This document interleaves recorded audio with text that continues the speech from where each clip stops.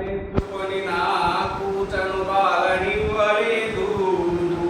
గోరు ముద్దలు తినిపిస్తూ నన్ను ఊరడించలేదు.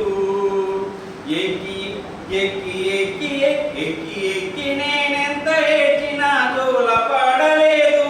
పొడిలో ఊయలు పలేదు. ఓ గాలి నీరు ఆకాశమా అమ్మను చూశారా? మీకు వగుపిస్తే నేనడిగానని ఓసారి చెప్పుతారా? తప్పటడుగులు వేసినప్పుడు చూసి మురవలేదు. తుల్లిపడి అంటూ ఏడ్చిన బాధ వినగరాదు. అరచేతులపై ఎత్తుకొని నన్ను ఆడించలేదు.